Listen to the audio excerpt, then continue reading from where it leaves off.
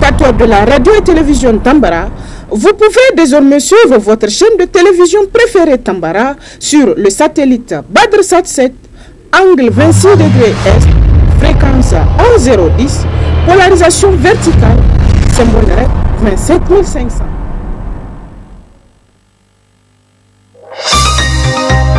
Suivez le journal avec STM Transport Voyageurs, une nouvelle façon de voyager.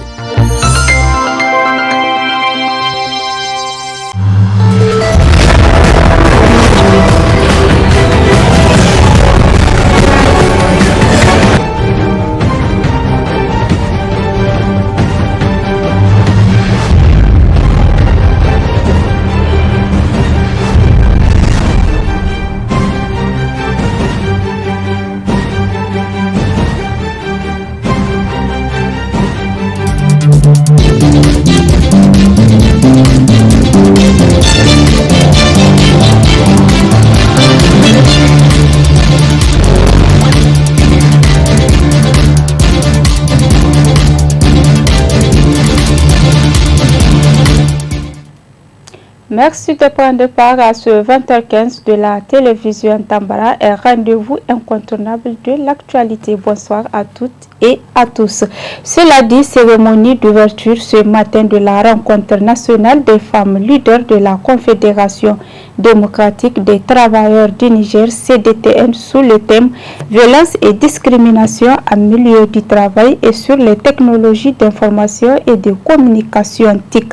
C'était au siège de la CDTN en présence du ministre de l'Emploi, du Travail et de la Protection sociale, Zainabou Gagara et Kantama Ibrahim pour ce compte rendu. Trouver ensemble des solutions aux défis auxquels les femmes font face dans les domaines socio-professionnels est l'objectif visé à travers cette rencontre annuelle des femmes leaders de la CDTN, organisée chaque année par le réseau confédéral des femmes travailleuses de la CDTN, recofaite en marge de la journée de la femme.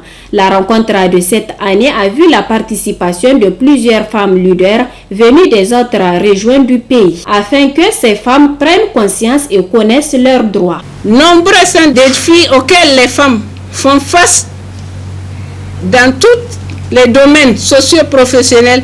Ainsi, on peut entre autres citer les violences dont elles sont victimes, toujours les femmes, dans les foyers, dans l'administration, bref, un peu partout, les femmes souffrent à la fois des discriminations liées aux normes de travail à la fois nationales et internationales. C'est pourquoi j'invite les femmes leaders de la CDTN à mettre à profit la présente rencontre pour analyser les conditions féminines et à voir comment renforcer le leadership féminin. Parce qu'en étant que la femme, que nous devons nous battre pour un monde plus juste où nos droits seront respectés. Et c'est sans nul doute avec l'initiative de la CDTN. Le secrétaire général de la CDTN, quant à lui, a demandé aux femmes leaders de la CDTN de s'engager pour le développement du pays.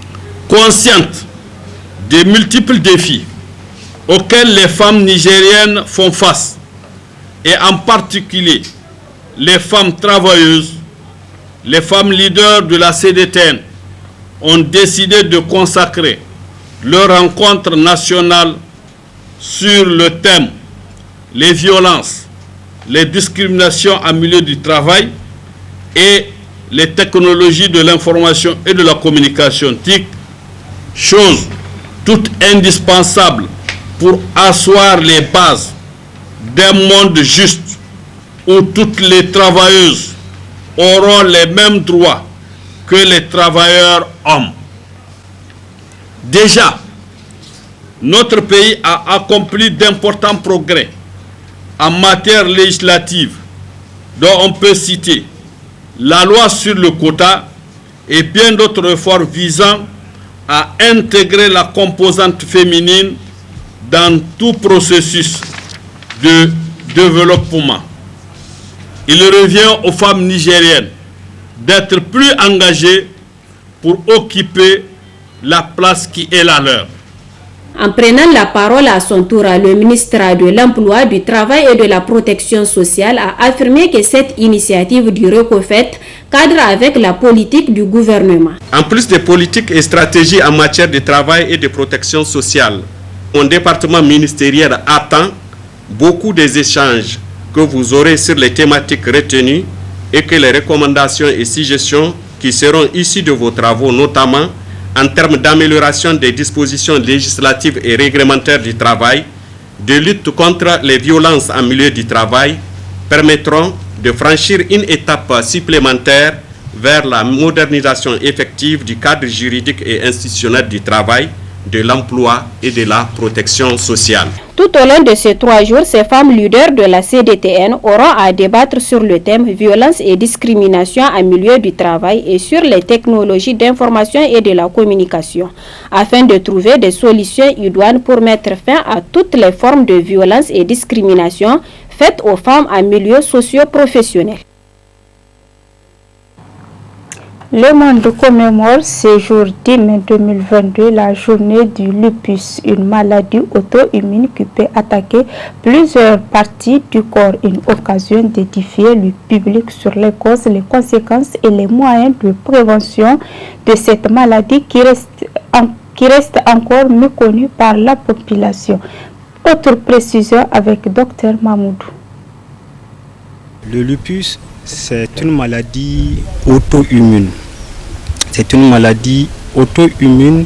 Cela veut dire que c'est le système de défense de l'organisme qui attaque l'organisme lui-même. L'organisme s'auto-attaque. Maladie auto-immune.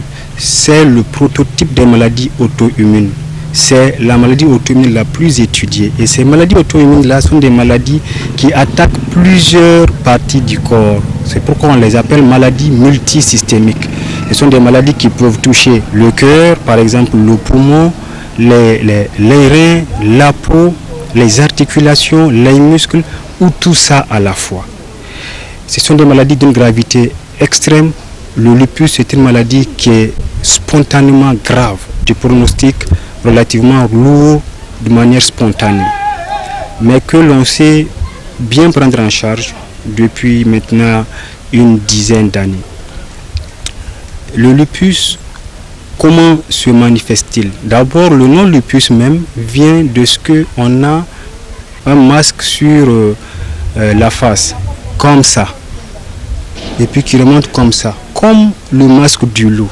C'est pourquoi on appelle la maladie lupus. Ça vient du grec, lupus en fait. Et c'est l'élément phare expressif de la maladie. C'est un signe aigu de la maladie, de l'expression aiguë de la maladie. En dehors de ce signe cutané-là, le lupus, dans 85% des cas, touche les articulations ou les muscles, l'appareil locomoteur. Et c'est là où le rhumatologue intervient le plus. Et c'est pourquoi le rhumatologue, par argument de fréquence, entre autres éléments, est un spécialiste du lupus. En dehors de ça, le lupus peut toucher le cœur. Et ça, ce qui fait toute sa gravité, c'est l'atteinte rénale. En parler c'est bien parce qu'il y a beaucoup de personnes qui souffrent du lupus et d'autres maladies auto-immunes dont c'est l'occasion de parler, comme la sclérodermie systémique, comme la dermatomyosite ou la polymyosite, comme la polyarthrite rhumatoïde et j'en passe. Il y a énormément de maladies auto-immunes, énormément de maladies systémiques dont la population souffre et les gens ne connaissent pas forcément ces maladies ou leur gravité, y compris parmi les agents de santé. C'est important de savoir que ces maladies existent. Lorsque vous avez des maladies pour lesquelles vous consultez, on fait le test de VIH, le test de diabète, on ne sait pas ce que c'est, on recherche des marqueurs tumoraux, on ne trouve pas, vous dépérissez toujours, les articulations gonflent, font mal, il faut songer à consulter un rhumatologue ou un interniste, qui sont les deux médecins spécialistes de la prise en charge du lupus, les plus à même de la prendre en charge, en tout cas, pour ce qui est du traitement, la pierre angulaire du traitement du lupus, c'est l'hydroxychloroquine. La même hydroxychloroquine du professeur Raoult, eh bien c'est l'hydroxychloroquine.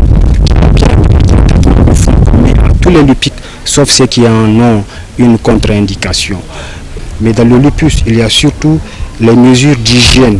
Les mesures d'hygiène qui consistent entre autres à éviter l'exposition solaire, à mettre des crèmes anti-solaires, etc. etc. Et la contraception, le fait de ne pas utiliser les contraceptifs. Quand vous voyez une jeune femme, nous avons oublié de le dire, mais le lupus c'est une maladie de la jeune femme en âge de procréer. Une jeune femme qui a 18 ans, qui a 25 ans, qui tombe enceinte et qui d'emblée, en tombant enceinte, développe des douleurs articulaires, des gonflements articulaires, des maladies dont on ne maîtrise pas l'évolution ou des problèmes de sang, thrombotonie exagérée. Les médecins généralistes doivent songer au lupus parce que le lupus est exacerbé par la grossesse. C'est une maladie spécifiquement de la femme jeune en âge de procréer, en pleine activité génitale. Et le lupus, les contraceptifs oraux et substitutifs peuvent l'aggraver. Pour les patientes qui ont le lupus, parce que les hommes font également le lupus, il faut savoir que des traitements existent. Et si vous savez que vous avez le lupus, c'est que vous êtes déjà suivi. Sachez que le traitement, si vous le suivez, parce que lorsqu'on a le lupus, comme lorsqu'on a une autre maladie chronique, on est agent de sa prise en charge. Et sachez que les thérapeutiques existent, les traitements existent et se font bien. Aussi, dans cette édition, le directeur régional des scouts est arrivé à Niamey dans la soirée du lundi 9 mai 2022 pour une visite de travail et d'amitié. Et c'est le commissaire général du scout du Niger qui l'a accueilli à l'aéroport international Johnny Hamani de Niamey. Le point avec la rédaction. Arrivé dans les environs de 18h à Niamey, cette visite, entreprise par le directeur régional Bureau mondial du scoutisme, s'inscrit dans le cadre du travail et vise un objectif bien défini à marteler celui-ci. Le scout, c'est ma famille. Alors, je pense que c'est aussi pour parler avec les amis sur le scoutisme au Niger, mais aussi les encourager, surtout avec les travaux qu'ils sont en train de faire pour le développement de la jeunesse. Le premier objectif, c'est de voir le renforcement de l'association parce que nous allons discuter de tout et de rien, mais je sais que le Niger est en train de bien faire avec le nouveau grand chef qui travaille bien. Présent pour accueillir le directeur général des scouts, Aliou Marou, commissaire général des scouts du Niger, n'a pas manqué de passer en bref les efforts de ce mouvement au Niger pour un développement durable. Nous sommes dans notre première année de gestion à la tête de l'association des scouts du Niger. Donc c'est pour nous un réel plaisir de recevoir le directeur régional. Et cela démontre combien le scoutisme bouge en Afrique et particulièrement au Niger. Et cela va de l'intérêt de toute la jeunesse nigérienne de voir combien le scoutisme nigérien est en train de marquer des points au niveau régional mais aussi au niveau mondial. Le travail remarquable que notre équipe est en train de mener est en train de faire des échos au-delà des frontières du continent africain. Et c'est de ça que nous voulons. Le scoutisme est un mouvement qui bouge et alors nous sommes en train de le faire bouger. Et les prochains jours, vous serez invités à d'autres rencontres avec le directeur régional pour que vous sachiez davantage les tenants et les aboutissants de cette visite. Donc nous avons voulu lui réserver l'accueil digne de ce nom. Pour rappel, le scoutisme est un mouvement de jeunesse mondiale qui a pour objectif principal le développement global des enfants et des jeunes. À noter que cette visite durera 6 jours. Après le mois béni de Ramadan, il est recommandé aux fidèles musulmans de jeûner 6 jours surrogatoires. Quand, comment et dans quelles conditions les fidèles peuvent jeûner pendant ce mois de Sitin Shawwal, suivant les explications du docteur Boubacar Touré. Le prophète Mohammed a dit que quiconque jeûne le mois de Ramadan et fait suivre ce mois avec 6 jours, c'est comme s'il a jeûné le mois entier.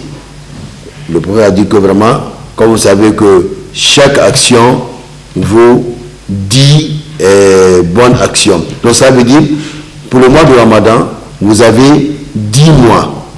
Parce que nous avons, chaque mois, nous avons, comme on dit, Allah Hassan Amsali Abi Ashara. Donc vous avez, comme si vous avez jeûné 10 mois. En considérant, parce que ce que Allah nous a fait, pour récompense, chaque jour, un mois est égal, vous avez fait les 1 mois là, on prend ça pour 10 mois. Et maintenant, les 6 jours On divise ça, donc ça fait 60, ça fait les 2 ans qui viennent. C'est ce qui fait les 12 mois de l'année. Donc cela veut dire, tout celui qui jeûne le mois de Ramadan et après il jeûne 6 jours, c'est comme s'il a jeûné un an. Donc c'est ça l'importance vraiment de ces 10 jours que les gens ne comprennent pas. C'est pas 6 jours seulement, c'est pas 6 jours seulement, mais ça te fait au moins 2 ans. 2 ans plus les 10 mois de mois de Ramadan, c'est-à-dire chaque mois est considéré comme un mois. Donc ça fait 10. Et quand tu prends les 10 là, tu as fait 10 mois pour les 30 mois de Ramadan, plus les 2 mois, ça te fait un an. Nous avons dit que Mansama Ramadana, Summatbao, Sitam Shawwal, Kanaka Siyamud Dahar. C'est comme si vous avez jeûné un an sans rompre. Et voilà ça l'importance du mois de 6 mois de Shawwal. Et ensuite, nous avons ce qu'on appelle quel moment il faut le faire. C'est très important, votre question est très importante. Et la première chose, il faut le faire pendant ce mois-là. En dehors de ce mois, si vous faites le 5 jours et que Shawwal termine, c'est comme si vous n'avez pas fait. Il faudra, le prophète nous a conseillé de faire 6 jours après le mois de Ramadan dans le Shawwal. Et donc c'est ça. Et comment le faire? Il faut le faire, si vous voulez, aussitôt après le mois de Ramadan, vous pouvez faire vos 6 jours. Si vous voulez, vous pouvez les fractionner. Fractionner, c'est comment? Vous pouvez faire 2 jours aujourd'hui, attendre quelques jours pour le faire, ou bien vous prenez par semaine. Vous savez que vous avez au moins 4 semaines. Pour les 3 semaines, 2 bébés pour vous finissez. Ou vous faites aujourd'hui demain vous mangez, et ainsi de suite. Il faut, ça n'a pas vraiment une obligation de faire. Il faut le prendre ensemble, non. Vous pouvez le faire de votre manière et à votre guise.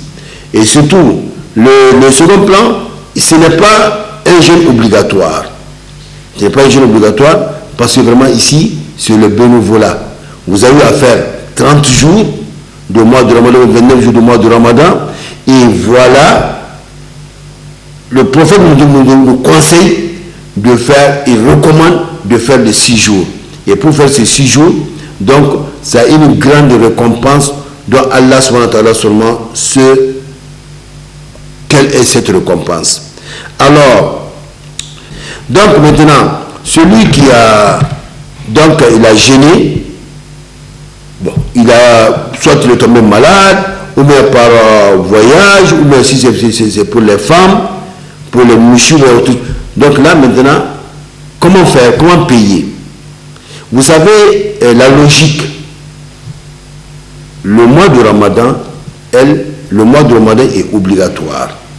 Obligatoire, d'où si le musulman ou le fidèle meurt en laissant quelques jours, ce sont ses héritiers qui doivent payer. Ses héritiers, s'il y a les 5 jours, donc c'est les héritiers de voir, chacun va prendre un certain nombre pour gêner, pour payer ça. Il est préférable de payer d'abord, de rendre les jours passés pour l'obligatoire, et tandis que le 6 jours c'est un mois, c'est des jours, c'est des jeûnes surrogatoires, le faire après. Mais si on le fait aussi, il n'y a pas de problème. Mais ce qui est recommandé, parce qu'on me le dit, personne ne sait quand est-ce qu'il va mourir. De raison pour laquelle, mais ce qui est recommandé, il faut payer ce que si vraiment c'est faisable, on peut le faire sous les chambres, finir avec vraiment la dette envers Dieu, il faut le faire. Mais si aussi vous pouvez vraiment retarder, parce qu'il y a, c'est ça, il y a une convergence vraiment des ulémas. D'autres disent qu'on peut le faire, mais d'autres disent, compte tenu vraiment de l'importance, parce que c'est un jeûne obligatoire, le mois de Ramadan. Tandis que les 6 jours là, c'est surrogatoire. Donc, entre surrogatoire et obligatoire, il faut passer par l'obligatoire. Donc, mais quand on le fait aussi, en faisant les 6 jours après payer, il n'y a pas de problème aussi. Est-ce forcément les 6 jours? Bien sûr, c'est les 6 jours seulement qu'on vous a demandé. C'est ça qui est recommandé. Point final de cette édition d'information. Merci pour votre aimable attention et bonne suite de programme. Au revoir.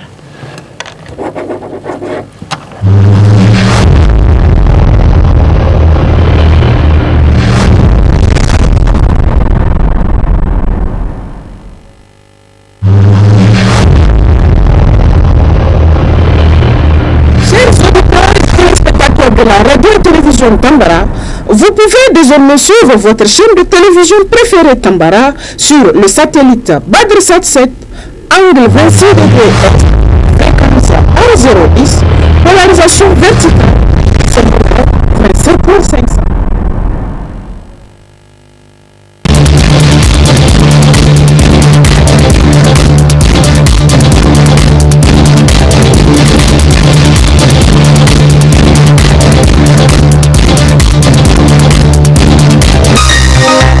Ce journal vous a été présenté par STM Transport Voyageurs.